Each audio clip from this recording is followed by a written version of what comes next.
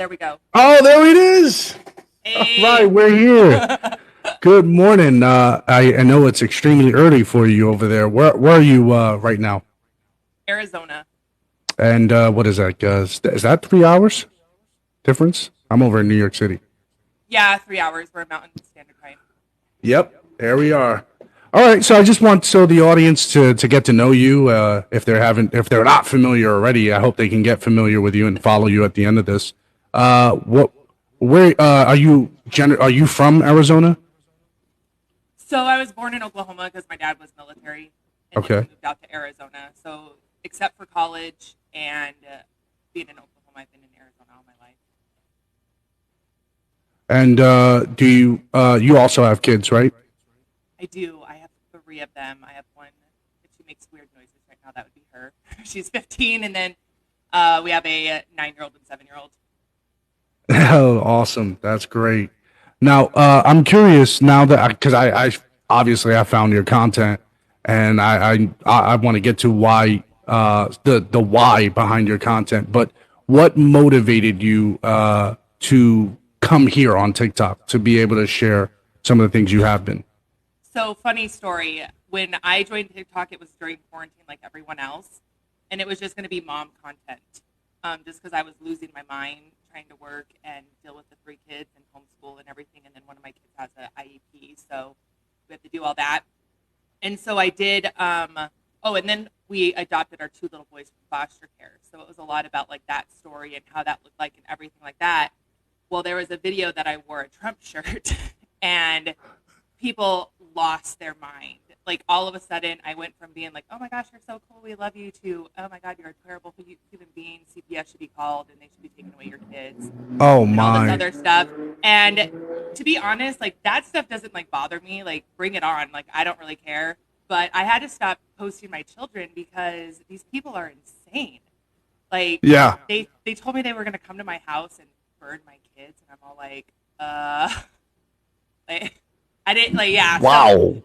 So then it was just like, cool, I'll do political content because TikTok was going to be the only place I didn't do political content. But they kind of created this, and so here we are. So you have other platforms that you create content? Um, so I'm on Instagram. I'm banned off of Facebook, so I don't have a Facebook. Mm. I do have an Instagram. I'm not really active on Instagram just because I never really used it, but I'm starting to get it. And then my main account right now is on here is shadow banned, so no one can ever see my content. So I did the Lizzarelli 2.0. That one right now is in a permanent account warning status. So I actually, funny story, when you asked me to be on here, I was like, okay, I can't post because if I post, I'm going to get banned.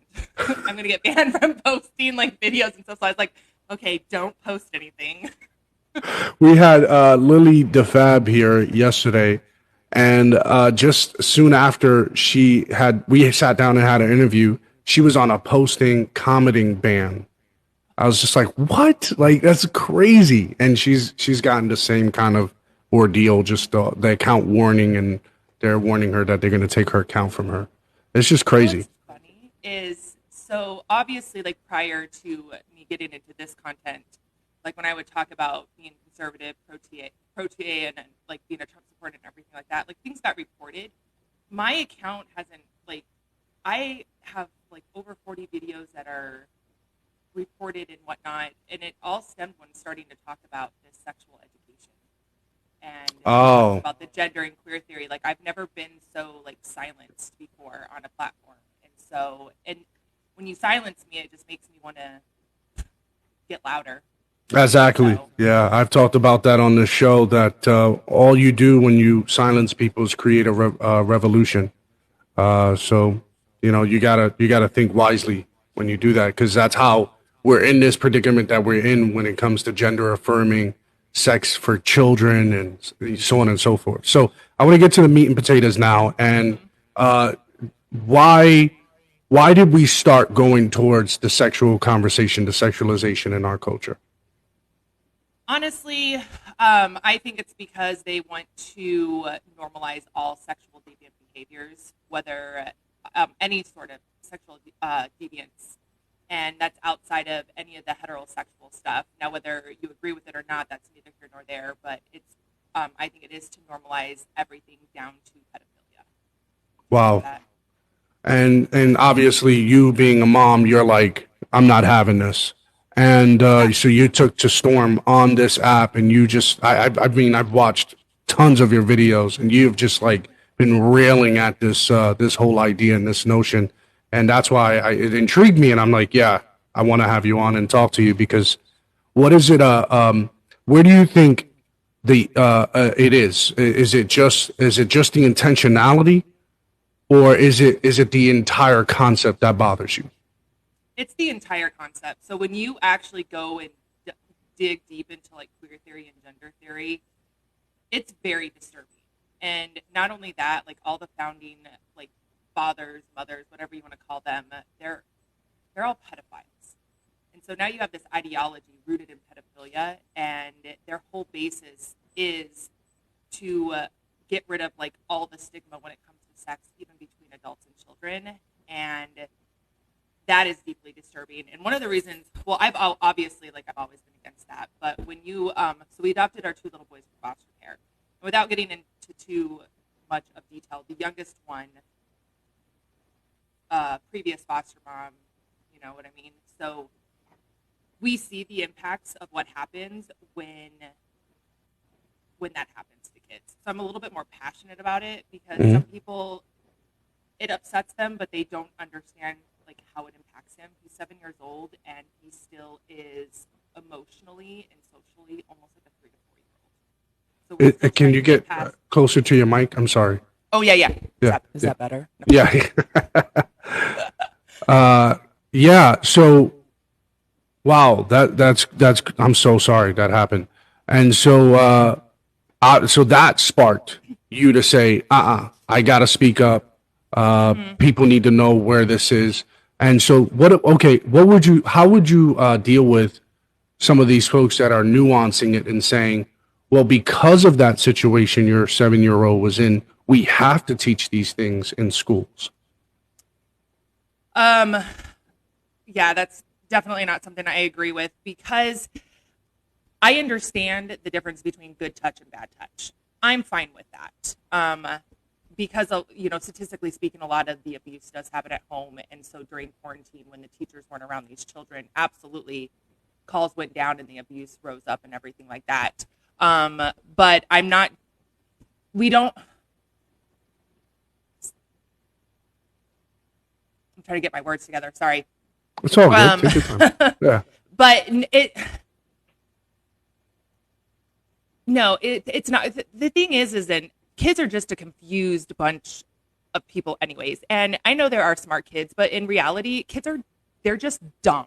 You know what I mean? Like, yes, they are smart, but they are just dumb. They're very easily influenced, and so there's a difference between telling someone about stranger danger, good touch, bad touch, and if someone touches you in an inappropriate way, let me know, like I'm a safe place kind of thing. That's different from telling children that you can be a boy if you're a girl, you can be a girl if you're a boy, you can be neither, you can be both, you can be all this other things. And children like my boys think it's funny when they piss outside in the bushes. Like they're not even thinking about am I a boy or am I a girl kind of thing. Like they know they're boys. And that's where I go into it a little bit more because it's not just about good touch, bad touch. It's not just about teaching. They're grooming these children to be accepted of sexual behavior, of being okay, and especially with adults and letting them know. Yeah, it's very disturbing because they're having these conversations absent of the adult, and they're nuancing it and saying, well, we have to do this for their protection because we don't know how the mom or the father will deal with this because historically speaking, parents have not dealt with this well by their standards. Yeah, and honestly, so like the youngest one, he's missed a lot of milestones. You know what I mean? So when he is emotionally, socially like 3 to 4 years old and missing a whole bunch of milestones, when you're pushing that kind of idea and you're doing inappropriate behaviors with children and you're trying to confuse them and you're like disrupting their development. And any sort of like trauma like that, they get stuck. And so teaching children at like pre-K, kindergarten one, even up to sixth grade. Like, I mean, I understand that I learned sex ed and like kind of sixth grade, we talk about menstrual cycles and stuff like that. Fine, whatever. But when we're sitting here pushing on this gender and queer theory onto our children and letting you know that you can take hormone blockers, and if you feel like a girl and you're a boy, we can get you on medicines and hormone blockers. And we're not going to even tell you the ramifications or anything like that. I don't think any of that talk actually benefits the children. I mean, and with the youngest one, it's just sad, and it's not like if he wasn't being pushed, because there was a lot of like, oh my god, trying to make him into like a girl and everything too, kind of thing, trying to make Right. him and stuff like that, and so he's just so confused now because now he comes here and we let him, I don't care if you play with Barbies, I don't give a shit, but you're still a boy, kind of thing. Right. And so, Right. but he's just so confused and he's just stuck in this state, and so we just have to kind of help him get over the hump so he can actually be a literal 7-year-old. So none of those conversations are going to help. It just makes it worse. These kids they're dumb and confused. Yeah, and I think what hinders their growth is by making them an adult and deal with adult things very Yes. quickly before they're able to naturally progress. Right? So obviously you're talking about menstrual at the age that you did because you're naturally getting there. So it's like because you're in this stage of life, we probably need to have this discussion. Now, I'm a little bit more extreme on that. I just feel like that conversation should be kept at home. I think school should be academia, not necessarily about cleanliness or hygiene or body stuff. I think that should be left at home because there's a safeguard there, right? But then also, I'm looking at other articles that suggest a lot of abuse happens at home as well. So how do we counter that in society when we're in this conundrum where it's either school, home, or pornography? Which one? Oh man. Well, one I do. Well, one schools are there, like you said before, to teach. They are not there to take over the parents' role. And I think Right. also too that has these teachers and the left think that it's their responsibility to teach our children, and then you have these teachers who are like, well, we're with your children 9 days, so we're the surrogate mother or the surrogate parent, so we get to instill and teach them into our values. And that's not like, first of all, that's not the case. Like, we send our kids to school and we trust you not to instill your beliefs and values. Now, when you want to be in high school and you want to have some sort of like debate on certain topics, depending on what it is, sure, fine, whatever. Elementary school, junior high, like, we need to just teach. There's a reason why we're behind in like math, science, and Right. everything. There's a reason why TikTok is pushing stupid shit to our children, Hmm. yet they're sitting there pushing, you know, videos that they want to their children. And so, it definitely stems from that. It's not a community. It's not a village. It's not a village to raise our children. It's I'm raising my children, and I'm going to raise my children how I see fit. I'm going to instill my values and my beliefs into my children. As they get older, they can determine if they want to follow those beliefs and values and whatnot. But it's Hmm. not up to the school. And another thing too is, holy shit, and even my dogs agree.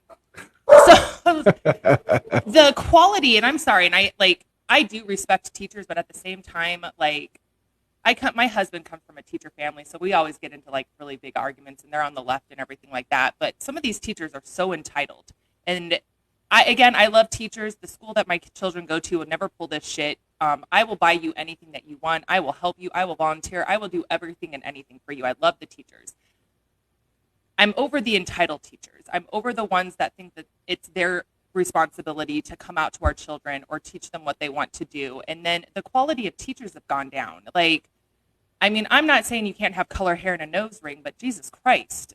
That seems to be like the fundamental, like the baseline of what all this craziness comes into. And so we're not even hiring quality teachers. And now, I don't know, I know in Arizona, you only have to be in your program in order to like teach. You don't actually have to have the legitimate certificate. You can get the certificate after you're teaching. So now we're teaching, and to be honest, like I've seen my husband go through his bachelor's and his master's. Like a teaching degree isn't they're too busy teaching all these social justice warrior shit now. So it's Right. not like they're actually, because most of the time I was like, are you kidding? Is that really what you're learning right now? Like that's what you're getting that's what you're going to school for? And his is special education. And it's teaching him all about cultural awareness and being sensitive and all this stuff and respecting pronouns and this and that. So I really do think a lot of it is school where they're getting this from. Pornography, I'm not a fan of pornography. I think that just leads to like bad habits and everything like that. Yeah, the reason why I said that is because a lot of conservatives, I hear, I'm obviously on the conservative side of TikTok.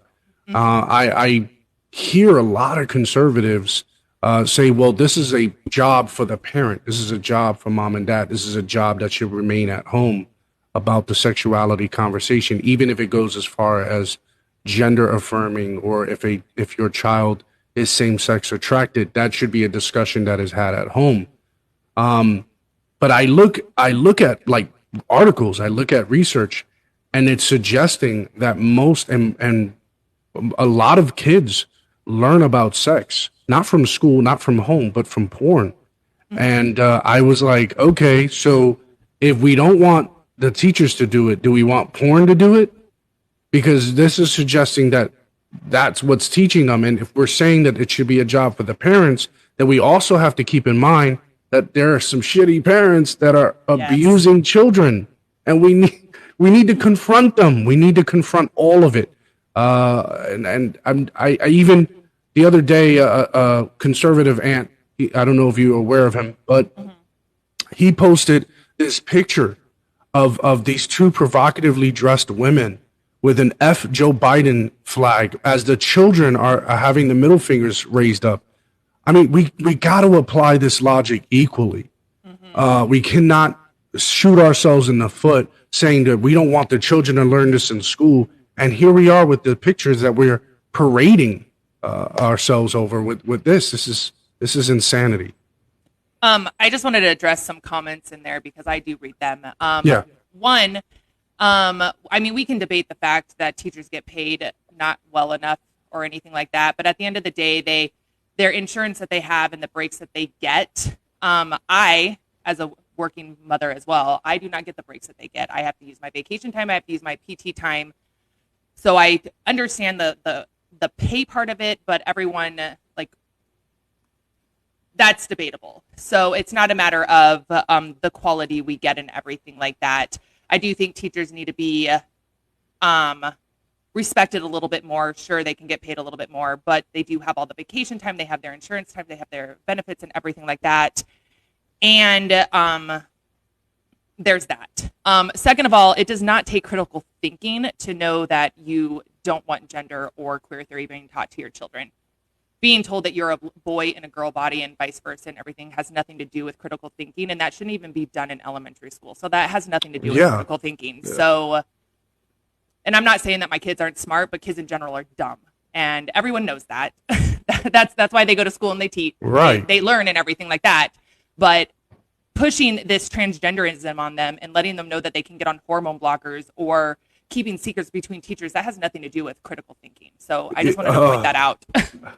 Keeping secrets, that's something that a groomer does, right? They gain your trust and they tell you to keep it a secret, keep it inclusive. Yep. Like what the woman in Florida was experiencing with her daughter when the bill just before the quote unquote controversial Don't Say Gay bill was passed. And the reason why it was passed is because you had a school system that was calling a person's child another name and gender affirming her or them something else without the parents' permission, despite the fact that the mom was a highly involved mother in the PTA and she was always around. They were still doing it secretly right below her nose. And I think that's just, if you're really about creating this this atmosphere or environment with a mom that involved, why didn't you just involve her?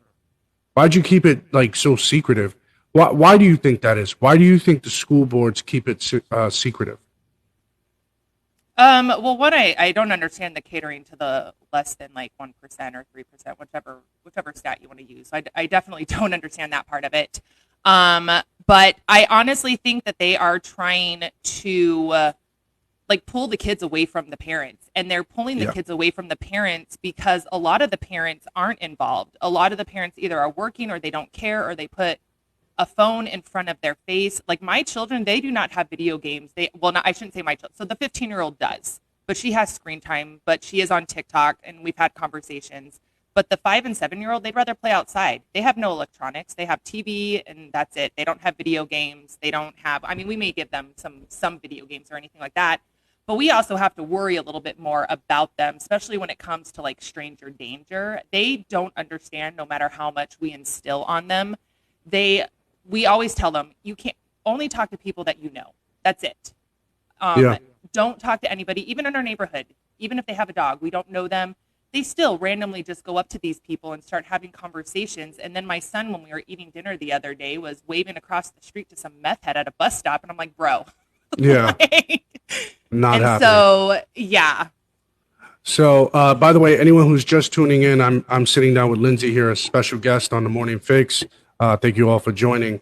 I have a couple of more questions I want to get to. Do you think this is now I asked a question about intentionality, and I keep hearing about, hey, we need to talk about this in the school, about gender affirming or any kind of sexuality in the school, because kids are different. Kids experience life differently. And because they're different, they're getting bullied, and we're trying to counter that. What do you say to that narrative, that kind of narrative? Well,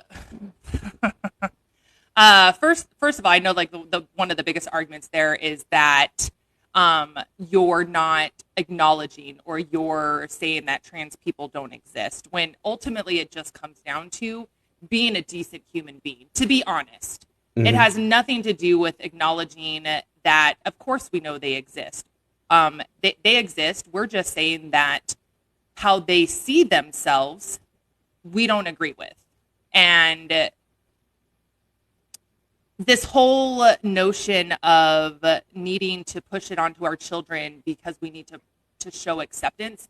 Children are, for the most part, already like kind humans. Yeah. They're loving humans that want love back. And yeah, there are some like bad apples here and there, but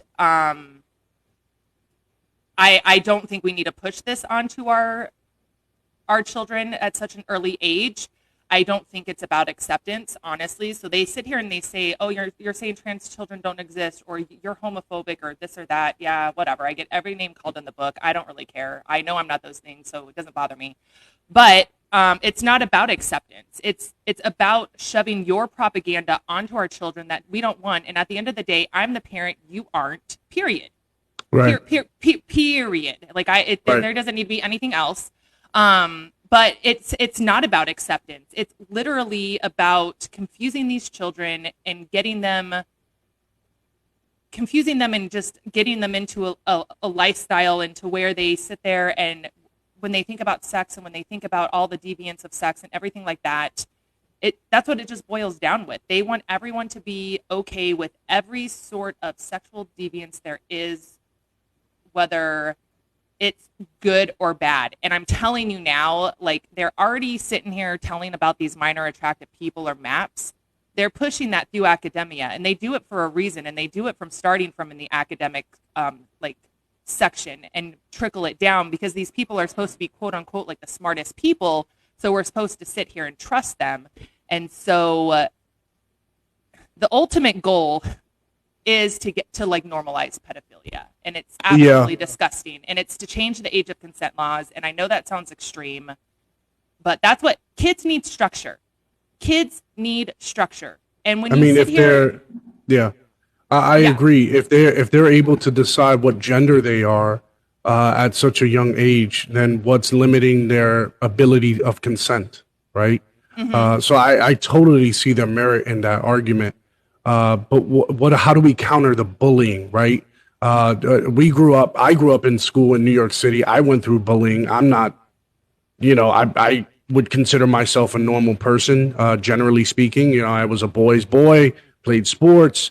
I was into girls. I did a whole bunch of things. I threw gum at girls. I did things to, tease them. I was bullied by bigger kids. And that's what I went through my life. And as what it is. Is our goal to eradicate bullying in schools?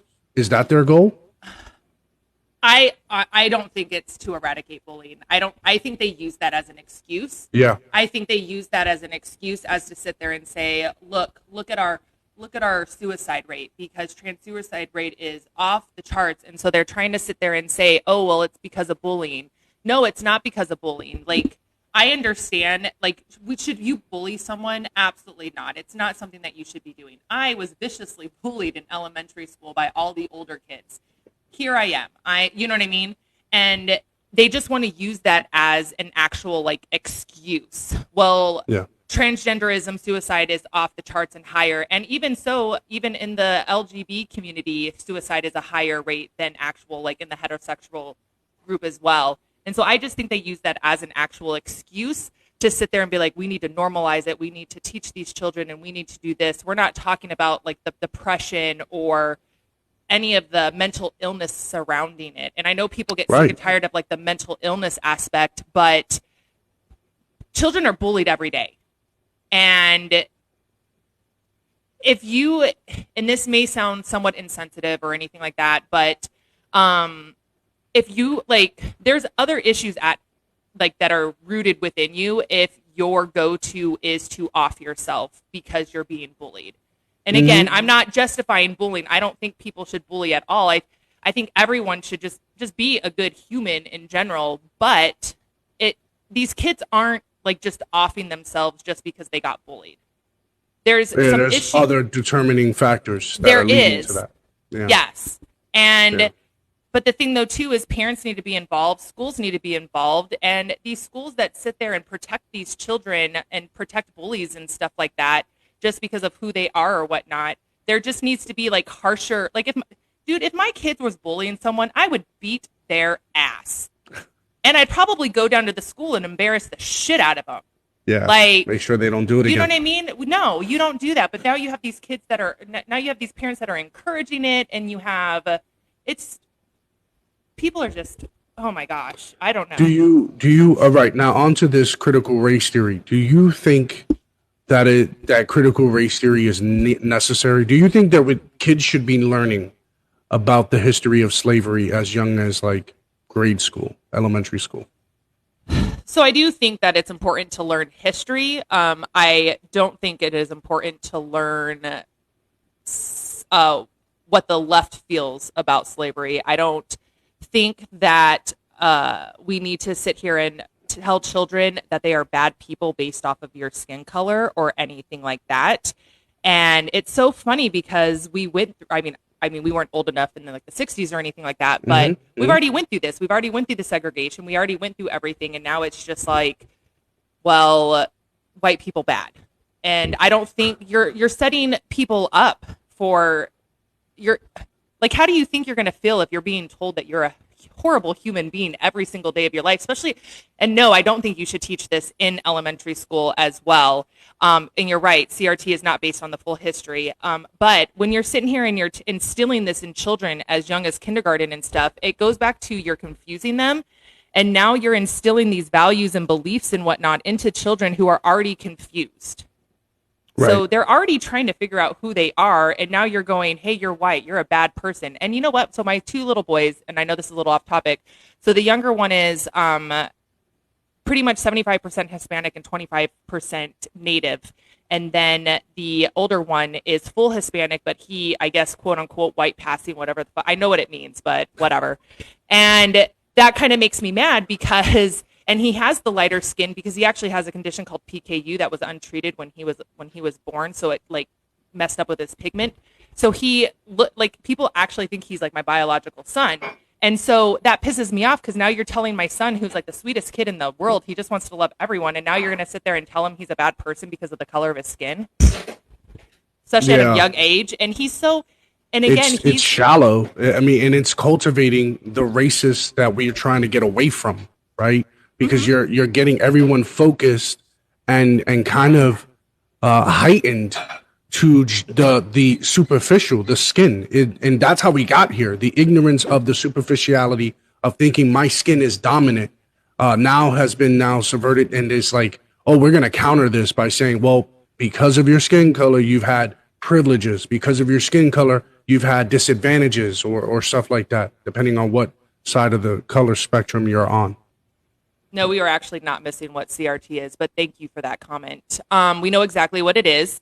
Or we could better describe it as diversity inclusion that they're doing for these kids. They Right. masqueraded. It's CRT masqueraded by that term. Yeah, it shouldn't be taught at all. Children are children, and that's it. Yeah, I think fundamentals, teaching kids the fundamentals, teaching them how to share. There's so much power in just teaching kids how to share that obliterates the notion of diversity and inclusion, right? You don't have to worry about diversity and inclusion when you just teach kids how to share, be nice, be respectful, say you're sorry when you're wrong, and give a compliment if you feel led to, right? So I don't know how we have seen or seen past that as like, oh, that's backwater. I love the comment. It's not being taught to kids. The fuck Yeah. it isn't. LA school district just came out with a whole curriculum and a bombshell. You should go read it on what they're trying to do with gender and queer theory and pushing all this stuff, plus the CRT, and letting little kids know that they are horrible people based on their skin color. There has been lectures about it. There has been leaked information, leaked curriculum, and everything. I mean, go figure, Los Angeles, not a shock there, but Yeah. And obviously, we saw what happened in Virginia. There's been clear evidence of what's going on. We saw what happened in New York. We had a mom speak out against a committee, an education board, where she said, as an Iranian woman or an Islamic woman, her kids are coming home saying that because they're white passing, that they have more privileges. I mean, that's incendiary if I ever heard anything like that. She was pissed off and she sued that county for teaching her kids that. That was discriminatory if I ever saw anything like that. What do you think is the antidote going forward, right? We've spotted the problem. What do you think is what we need to do, Lindsay? so parents need to get involved, period. Parents need to go to school board meetings. They need to go to the curriculum meetings. There are curriculum nights where you get to learn about the curriculum and vote on it and determine. Parents need to know and be active. So many parents aren't active in their children's school. I'm not saying you need to be up your child's ass, but I can guarantee you I know what is being taught in the actual classrooms and what is not at my children's school. And I can't speak for the other schools, but it boils down to parents just need to be more active and not tolerating, and not a lot of parents sit there and they see it and they're mad, but they don't voice it. They either don't want to voice it because they don't want to be banned, they don't want to be shunned, they don't want the drama, they don't want the hate, this or that. And we need to speak up. I mean, it's not happening at my children's school, but it's happening with schools around, and I'm loud. And I'm not one of those ones that are just like, I'm only going to speak on it when it's my children. I'm going to speak for it on all the children and help rally the moms, help educate and everything. But it just boils down to being more active, going to the board meetings, going to the school board meetings. Look how many school board resignations that have happened because parents wouldn't back down. Look how many Democrats that they were able to also vote out of the school too. Yep. Because they spoke up and they wouldn't allow it to happen. And that's what we need to do. You can't stay quiet. When you lose our children, we lose everything. This is our future. And if we lose them to the left and we lose them to all this craziness, we're losing our country, we're losing everything. So we need to protect them at all cost.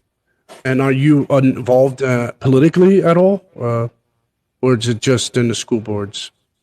I do help some of my friends I will go to their school boards meetings and stuff like that, and I will talk when they need me to or anything like that. Because it's gotten a little crazy in Arizona, but hopefully if we get Carrie Lake into office, that will kind of dissipate and whatnot. I hope so. But I do help people with when they have like issues. So a lot of people.